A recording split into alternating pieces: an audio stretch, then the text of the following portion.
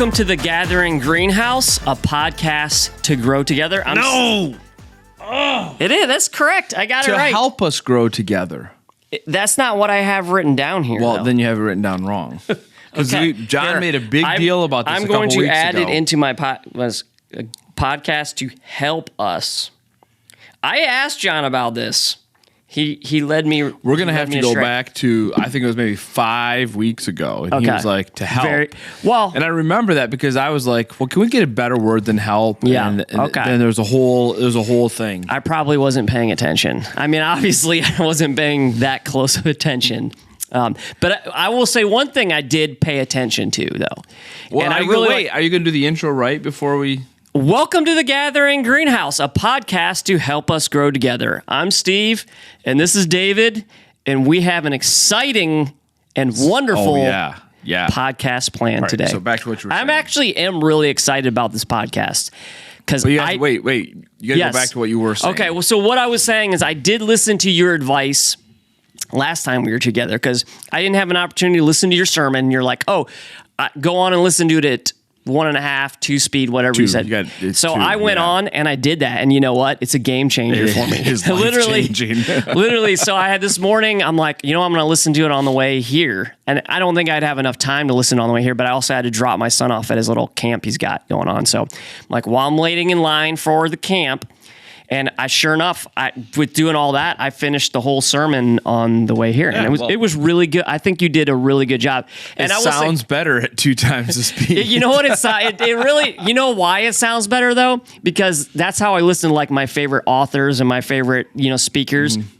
I was listening on 2-speed. I'm like, wow, David sounds so much better because like subliminally, David's now in the category of all my favorite speakers in the books that I read. So if I just talk twice as fast all the time, that will make you think I have more credibility? No, it wouldn't. That would just sound weird because it has to be like coming from my phone, Like Ben Shapiro. Can you imagine listening to Ben Shapiro on double time? No, you have to do him at the negative speed. Him down, right? Yeah. No. I was actually listening to or I had a church service playing on YouTube the other day. Yeah. And I forgot that I had everything on double time. And then the music came on. Yeah.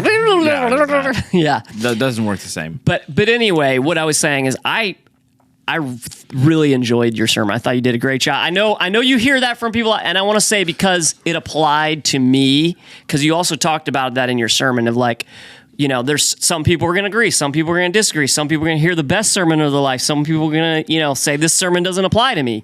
And because it really applied to me where I am in my life, I thought it was well done. Good job. I had to think for a minute about what it was even about. Did you? You got it. You write. I mean, the thing is, you write a lot of sermons, and you're always creating things. Right. So by 2:00 Sunday, that sermon's gone. Done and gone. It's gone. And we're on Goodbye. to the next one. Yeah, exactly. Yeah. Okay.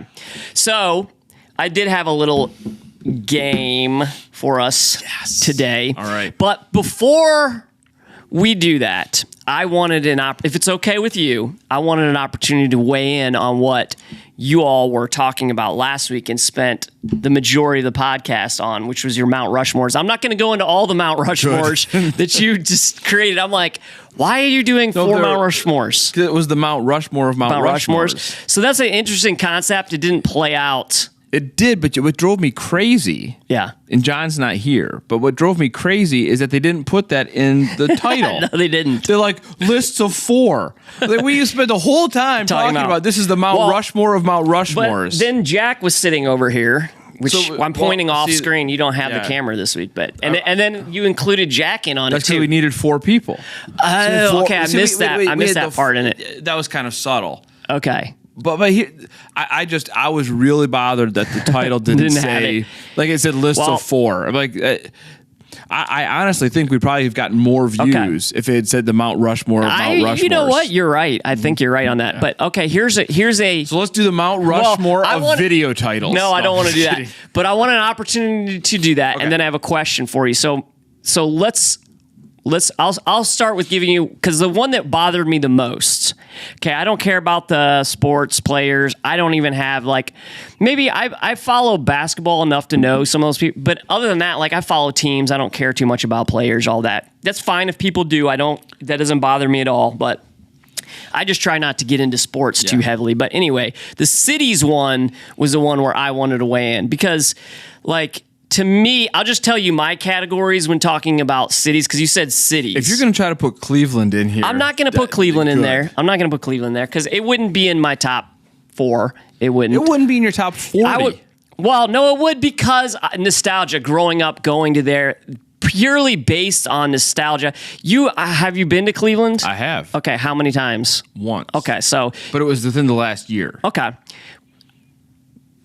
It's gotten better since I was there? No, not since you were there, but since okay. So right. It's gotten better since when I was growing up. In the 80s, the 80s hit Ohio hard in the transition and just decay of auto worker jobs and all that. So there was a lot of decline in things, and it's gotten better since then. But my point here is that, unless you got like cities and stuff that you go to are based on what you kind of enjoy. So if you're not even a city person, you're not going to enjoy what cities have to offer. So you may, like I just heard comments from the both of you who are like, included Nashville in there and some other things. Well, Andrew did and John did. Yeah, and I didn't put so Nashville in my categories, but you also included some smaller size cities. I don't even remember what my 4 were. But to me, did I really? I had like Chicago, like a mid-size. You had Chicago. You had a mid-size city in there, I believe. I don't remember what your mid-size city was, but so to me, there's categories. Salt Lake City was one of mine. That would be a bigger city. So I don't remember what my 4th was though.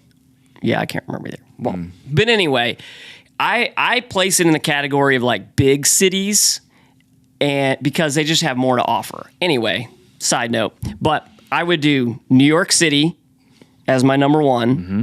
I would do Chicago number 2. Mm-hmm. LA number 3. No, I wouldn't do LA because LA's the top 3. Well, LA stinks. LA's not a fun city. Like LA, you go to Hollywood, you go to Long Beach, you go to stuff like that. But the city is kind of boring, honestly. Yeah. So Liam played soccer in LA.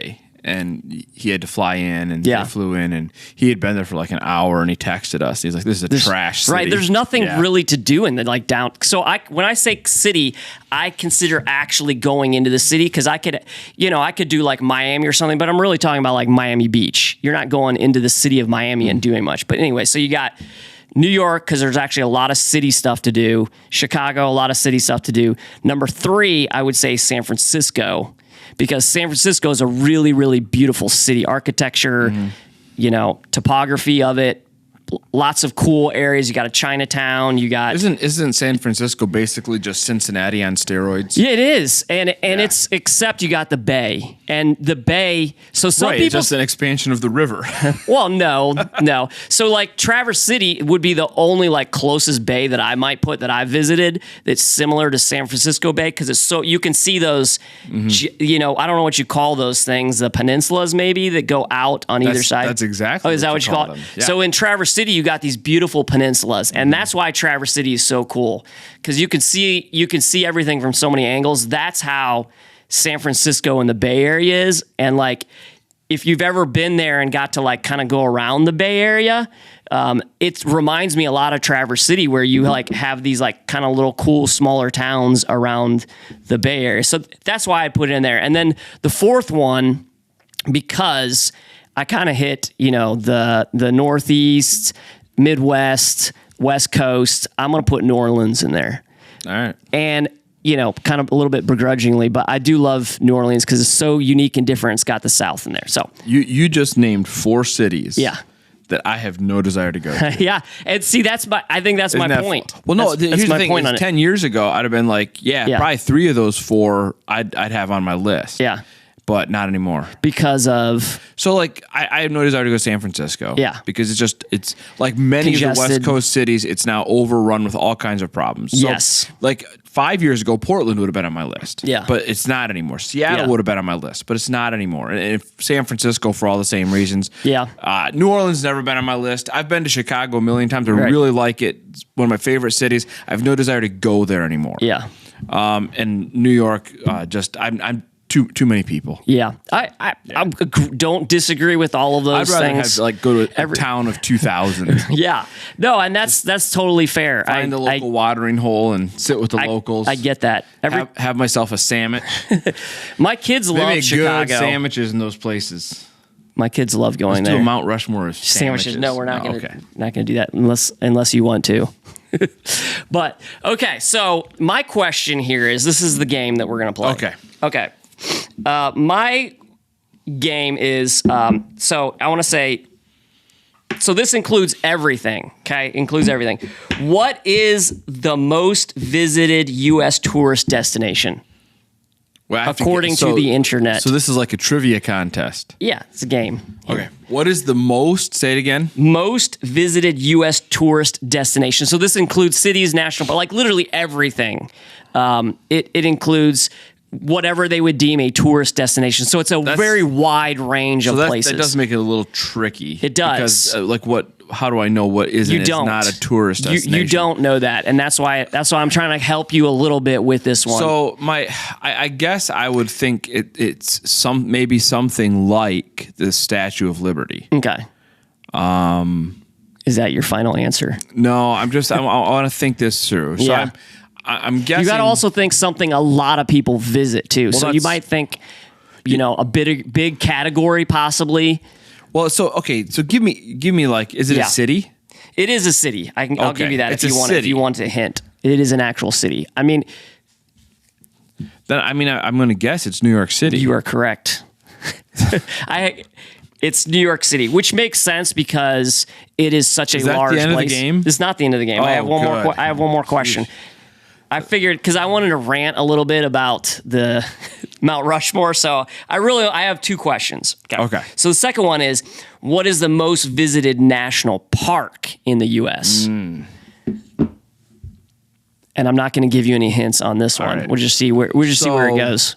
So there are differences. Yeah. Between it has to be categorized as a national park. There's also like monuments. There are, correct. And there's national forests. And there's things that you might think are categorized as a national park, but is actually not. It might be a state park, like for instance, the one near Columbus. I'm forgetting the name. Hocking Hills is state. It could easily be a national park. but it's a state park. So I'll catch grief for this. I think Hocking Hills is better than Cuyahoga. Oh, yeah. But Cuyahoga easily is the national. Right. Yeah. But that was a Roosevelt era jobs base. Like Cleveland was a huge city back then, and that's just south of Cleveland. So it makes sense for them to like put that, categorize that, because that was kind of this around the same time they were deeming national parks. Yeah. So I'm in my mind, I'm thinking it's either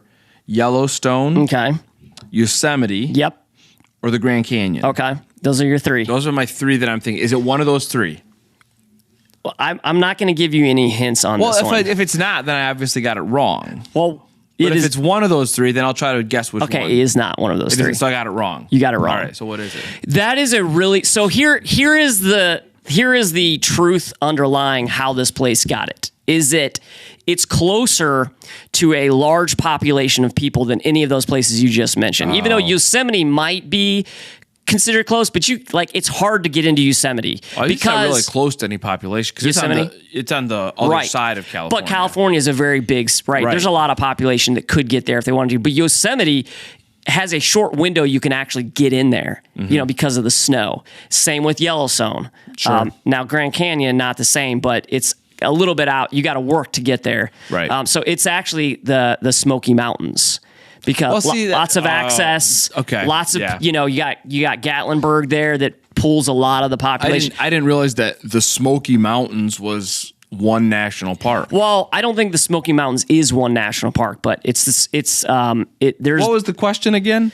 It is. So it's not. There's actually Smoky Mountains is a national park. I don't think it encompasses all of the Smoky Mountains. But is the Smoky Mountains National Park the most visited? It is. Yes. Interesting. So have you been there?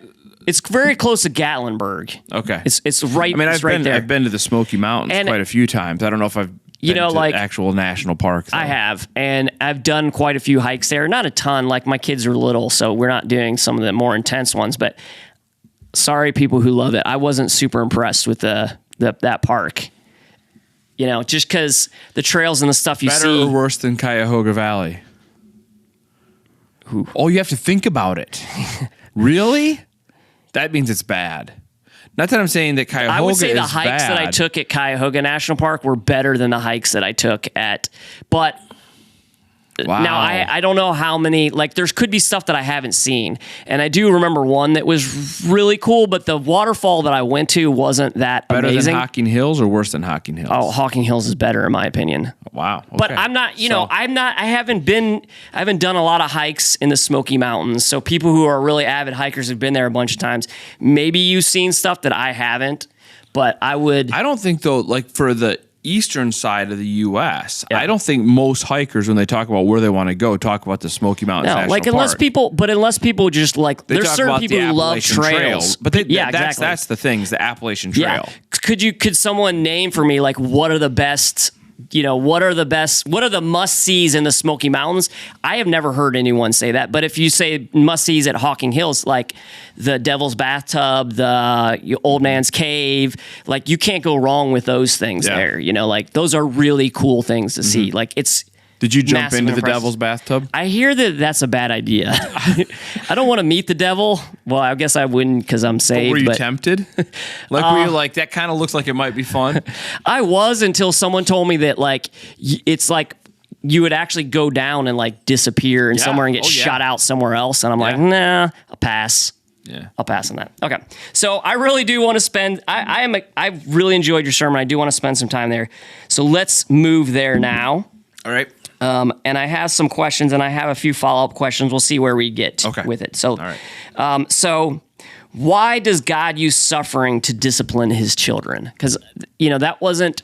was that your main point of the sermon? I don't feel like it was the main point. I'm not sure I had one specific main point like I usually do. Yeah, and it felt to me like just it felt very logical to me. And that's kind of one of my side questions too, of like, why did you go so logic based on this topic? And I know you have a reason for why you chose to go so logical with it when you don't always go that direction.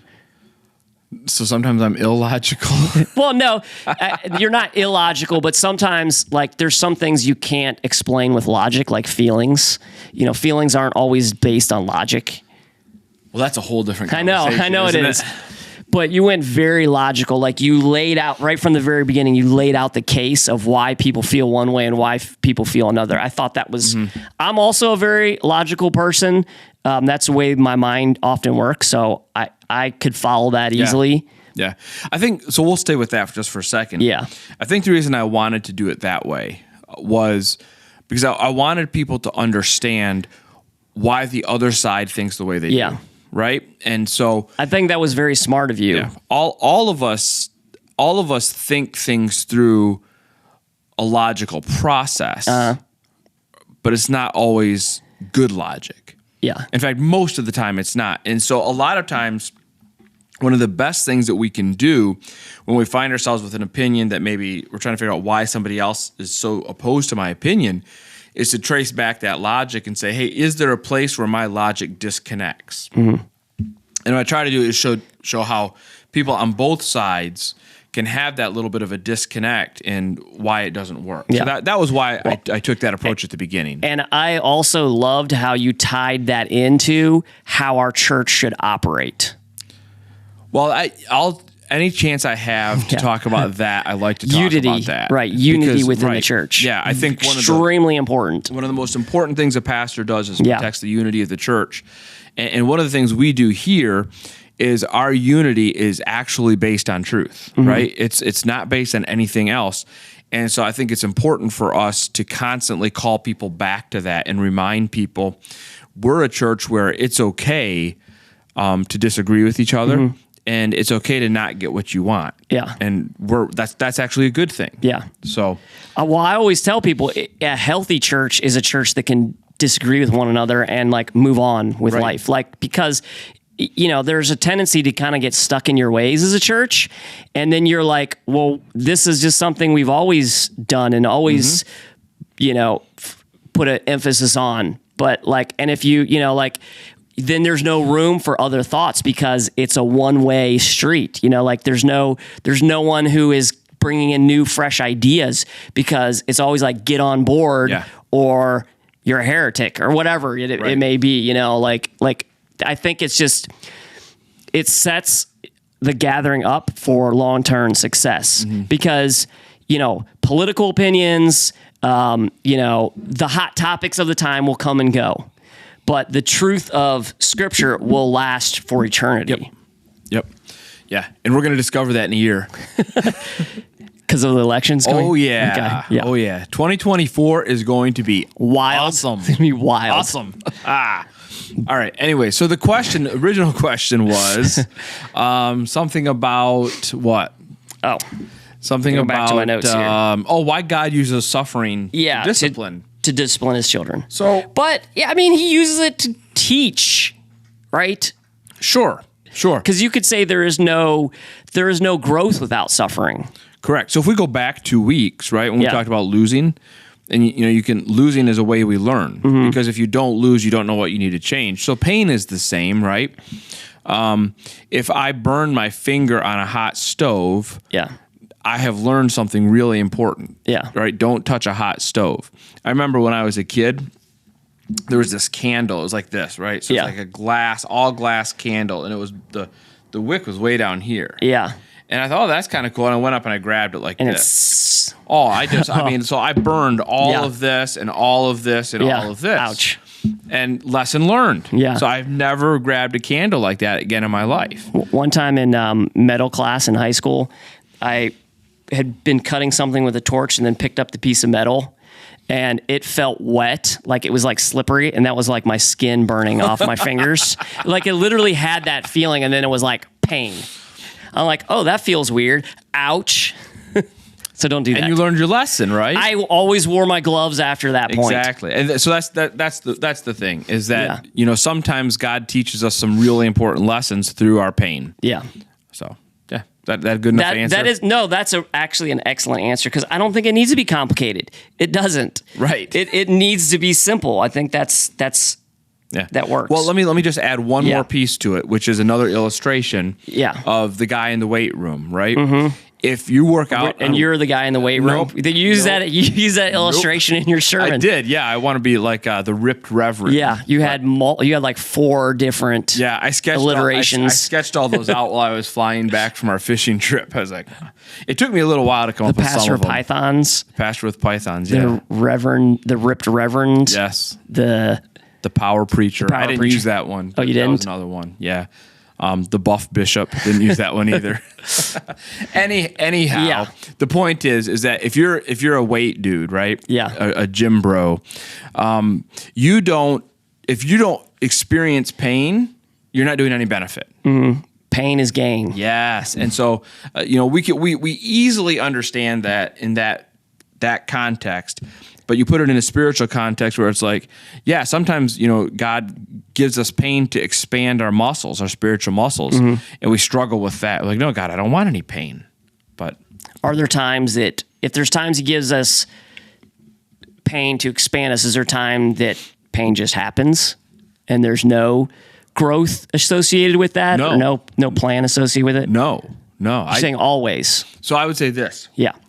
So we suffer for a couple different reasons. Sometimes we suffer because we make stupid decisions. Right. And so I'm familiar with that one. Like picking up a hot piece of metal. Right. So in those times, God can help us learn from our suffering, from the pain, learn what not to do. Sometimes we suffer because God has something really important he wants to do. So he actually intervenes and brings something into our lives, and it's for our good and it's for our benefit. Sometimes we suffer because we live in a broken world, and just the impact of sin on the world. So natural disasters.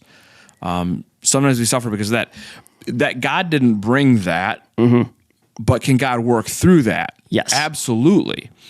Sometimes we suffer because of our faith. Like the Pharaoh, right? I mean, that's example, hardening the Pharaoh's heart. Actually, that's a great example because the reality is, no matter what the suffering is, my response to it is going to determine what happens, right? So I can either I can either be bitter or better, right? So if I respond to suffering and I say, okay, what's God doing? Like Daniel. I mean, Daniel's like one of the greatest examples of that. Sure. So Daniel versus Pharaoh, right? Yeah. Pharaoh, through every single plague, got more and more bitter. And it cost him, and it cost him, and it cost him, and it cost him. Daniel goes through all this suffering. His friends Shadrach, Meshach, and Abednego go through all the suffering, and it just makes them better and better and better. Yeah. So it very much has to do with how we receive the suffering. But you never really hear, maybe correct me here, but like you don't hear Daniel necessarily saying, hey, I am excited to go through this. I'm going to go through it and I'm going to become a better person, all that. You kind of just hear him double down and do the right thing because he knows it's the right thing. Yeah. Not because he thinks he's going to get something out of it. Ultimately, he does. But it's not his motivation to go through the hard time. Right. He's like, this is the right thing for me to do. I'm going to do it. Yeah. I know it's going to cost me. Yeah. I need to go back and see some of the prayers he prayed. Yeah. If he said some stuff like that. But I do think, like in the New Testament, there is some of that. Yeah. Like when right after Christ goes back in Acts, when some of the apostles are being persecuted in Jerusalem, and I do think some of their prayers as they're going through this persecution does reflect an attitude of, here we go, this is gonna be good. Yeah, well, I think Paul does that too, with like, he lays it out, suffering produces this to this, like he laid that out, but he was also teaching, Daniel wasn't necessarily like doing this to teach people. He was doing it to, it was more of like the story of Daniel, right? Yeah. I think, is it 2 Corinthians 9, maybe, or 12, where Paul talks like very personally about his suffering. And he's shipwrecked this many times. And He says, when I am weak, then I am strong. Yeah, His strength I love is made that. perfect in my weakness, that kind of stuff. Yeah, that's one of my favorite verses because it's not about becoming strong. It's actually about allowing God to work in your life. The more you can let go, the more you can actually allow God into your life and change you. Yep. Like if you're holding on to control or like, I'm going to do this on my own. I can read enough self-help books. I can talk to enough people and I can make myself better. Yeah. No, you know what? First step is let it go. Yep. And then you can allow God to come in and change your life. You can start to listen and all of those things. Yeah. And I agree completely because that's language I use a lot, right? Letting go. But let me put a qualifier on that, which is when we let go, that doesn't mean we do nothing. Right, yeah. Letting go simply means I work at what I can control and give what I can't over to God. It's a bit of a dual path. Very much so. Yeah. Yep. Okay. So great discussion there. Okay. Question number 2. What is the best advice you can give a parent about disciplining their child? That's a tough one.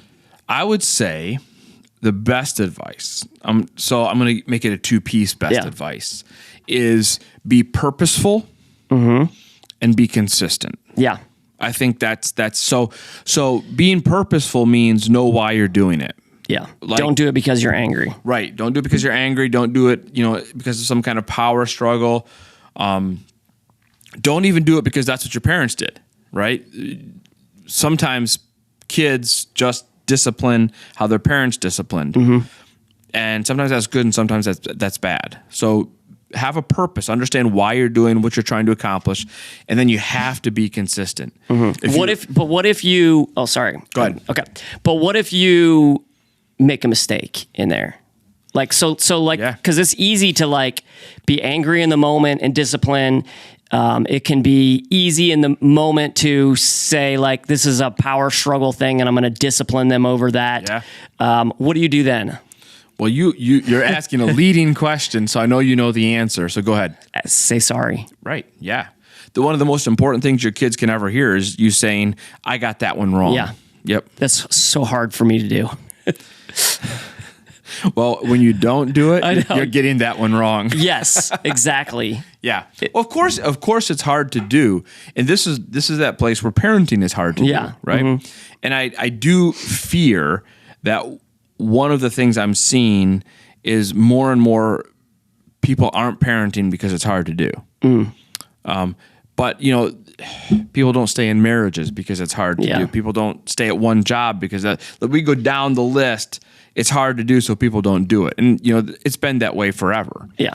So, it's hard to do, but the best things are almost always hard to do. Yeah. So agreed. It's important to remind yourself the reason I'm going to do this difficult thing is because of what my purpose is. My purpose is I want to see my kids grow up to be like Jesus. So. Yeah. Okay. Great answer. All right. The question here is, do you think parents should spank their children? Yes or no? This is a yes or no. I have to give a yes or no question. Just kidding. This takes more than a yes or no because it's a hot topic. Yeah. Let me give the same qualifiers I gave on Sunday. Yeah.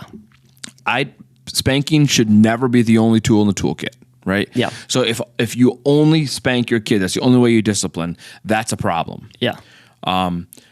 Also, there are some parents who should never spank, right? It may be because they experienced something in their past, trauma, some kind of trauma, rejection, whatever it might be, abandonment, any of those kinds of things, or just they know that what their personality is, that maybe they can't back off. Yeah. Or that they're going to just carry incredible guilt and shame with them if they do this. So there's a lot of reasons why. Yeah. But there are some people who just shouldn't do it. Did you say that in your sermon? I didn't say all of that. Okay, because that's a really good point. I don't remember hearing that. I said there are, you were listening on 2 times speed. No, I did say there are some people who shouldn't. Okay. And I said because of their past or because of their personality or because of their emotional makeup. It was pretty quick, probably 30 seconds tops. Okay. So that said, I do think that spanking can be an effective means of discipline when done right and at the right time with balance. Yeah. Would you say once you've tried other means of discipline that it's more towards the end when you've exhausted other options? Or would you say it could be logical to go there right from the beginning or in the middle? Yeah. So here's the thing. If it's a last resort, that's probably going to be problematic. Okay. Right? And why?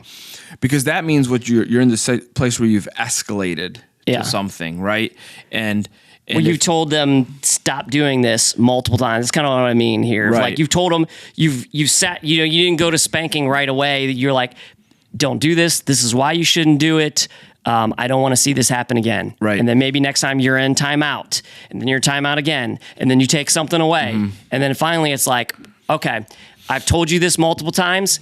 Now it's time to be very serious in this. Right. I want this to be a lasting memory for you. So this is tricky. Yeah. Because at one level, kids are kids. Yeah. And kids are going to be rebellious because they're sinners, right? Yeah. If you don't think your kids are sinners, you're not paying attention. My kids are angels. No. No kids are angels. Mine are. Kids agree to disagree. Free country. You're free to be wrong. Anyway. Yeah. So there's always that potential that a kid is just going to keep disobeying and keep disobeying and keep disobeying. And sometimes, they get a stubborn hair about them or whatever. So that does happen. I would say if you're consistently having this struggle of, hey, I tell you to do something and you don't do it. So now I have to escalate and now I have to escalate. Now I have to. Yeah. There's a bigger problem, right? And so at this point, you got to say, maybe we got to stop thinking about what our reactive discipline is and start thinking about what our proactive discipline is. Yeah. Like maybe we're not building the right foundation upon which to discipline. Like we've not given our kids this idea of, hey, in our house, we love God and we love Jesus and, we value Jesus and we want to live like Jesus. And maybe I'm not setting a very good example with the way I talk to my spouse or the way I talk to my kids. A lot of times I see kids who don't obey and respect their parents because their parents don't treat them very well. So I saw a bumper sticker the other day, and I can't say exactly what it says because I'm not going to use those words on the air, but it basically said, little on board. Yeah. And this has become a really commonplace way for parents, and I'm not picking on you because you're a millennial, and I know you're going to say you're not. and maybe it's even down into Gen Z now, this has become this phrase of talking about our kids in this really demeaning way. Like as if they don't have ears. Yeah. You can't talk about your kids that way and then expect them to obey you and respect you the way you want them to. They're not going to. Yeah. So that's a huge, long tangent. To come back to this to say, I don't think spanking should be a last resort, but sometimes, like the situation you gave where you're moving along, and if you've laid the right foundations and you've had the proactive, positive discipline in place, there are times when you say, okay, if you do that again, you're going to get a spanking. Yeah. There are willful kids out there. Yeah. Yeah. And I feel like what you're saying works most of the time, but doesn't work all of the time. And that's where I have the difficulty, is when like my parenting tactics don't always work. Like they'll work majority, but there'll be certain things for whatever reason. I've had very direct, conversations, and we've laid the groundwork, but just the choice is just to disobey, Right. and there's certain things that are more tempting than others for little kids. Yeah. So what I say here, a lot of people are not going to like, Okay. and that's okay. Uh-huh. So with kids, you have to understand where they're developmentally at. Yeah. And a 2-year-old, you cannot reason with them. Oh, yeah. Right? But they understand pain. Okay? Now, I'm not saying you inflict pain to inflict pain. Yeah. But if you can lovingly inflict a little bit of discomfort, they understand that. Yeah. You can't reason with them. Yeah. And this is what I see sometimes is parents are like, well, when my kid is really young, I'm going to try to reason with them. Yeah. And then they get to be like middle elementary. Yeah. And now I've lost them. And by the time they're in middle school and high school, They're not listening. It's just these screaming matches. Yeah. Whereas maybe reverse that and say when they're young, that's the time to have kind of rudimentary type of discipline. Yep. And then as they get older, you can do less of the pain infliction, less of the discomfort infliction, and more of the actual rational conversation. See, I completely agree with this here. And I've heard it said that parents often explain too much when they're little and explain too little when they're older. And I see that a lot of like, man, you're trying to have a conversation with the 2-year-old and reason like, mommy doesn't want you to act like, I'm like, it's going in one ear and out the other, so, I always try to keep it very black and white when my kids were little. And then I try to like increase the explanation as they get older. Yeah. I'm not going to say I'm always do it well, but I thought your kids were angels. That's a gift from God. I don't know. This is Sometimes they're fallen angels. Yeah, true. Yes. Yeah. So the ultimate answer is yes. I think that sometimes spanking is okay. I think there's a lot of reason to be very cautious with it, and I would say that if you do spank, here's just some quick guidelines. You're not spanking to injure them. Right? There's a huge difference between inflicting discomfort and injuring. Some have said that God created a certain part of the body to be spanked because he gave it a little extra padding. And do what you want with that. I don't think you should ever spank with your hand. Yeah. I don't think you should ever, you should never with your hands strike your children. No matter what, there's never a reason for that. Okay. So I think having an implement with which you spank, and it is the designated spanking implement. Why is there a difference there? Because it's what's associated with. So look, if I like to take my kids and put my hands on their face and I love you, I'm so glad to see you. I want my kids to always associate my hand with love, right? So if they see my hands coming towards them, they know it's love. Yeah. They know, if I go get the paddle, and that paddle, it's not a ping pong paddle. It's not it's only used for this. They know what's coming, right? And so it's not a surprise. It doesn't feel like they're being ambushed. It's like, okay, look, you did this. That's why I'm going to get this. Right. And this is the only thing we do with this. And then we put it away. It's out of sight. It's not a part of our regular You don't lives. hang it above the mantle. No. So there's no notches on it or anything like that. Right. So I think, that's important. And I think you always have to finish with love. Right. So I'm sorry you did what you did. I don't want you to do this anymore. And I hope this is a reminder to you to not do this evermore. Yeah. Spank. Put it away. Now we're going to hug, right? And now we're going to pray together. Let's not do this anymore. Okay. Yeah. And you can't leave it with, I hit and I leave. No, I completely agree with that. But I would add one more thing of just remind them that you love them. Yes. Yeah. Because I think that that's associated with, I am a bad kid. My dad or mom doesn't like me. That's why they're doing this. So I feel like there always has to be, I didn't want to do this, but I'm doing this because I want you to get better. And I will always love you no matter what. Yep. I don't like the phrase, this is going to hurt me more than it hurts you. Because I think it's going to hurt them more than you say that to the kid and they're thinking, no, it's not. Yeah, that's not logical. What I do like the phrase is, I don't like that I have to do this. Yeah, I don't want to do this. Yeah. I would rather not. Right. Yeah. So, all right. Okay. This video might get throttled by YouTube. Would it throttled in a bad way? Yes. Yep. Okay. We'll see. Okay, well, that's all I really wanted to cover for today. So thanks for spending some time talking about discipline and, how God works through all those things. And thanks for joining us today. And we hope you have a great rest of your day. Thanks.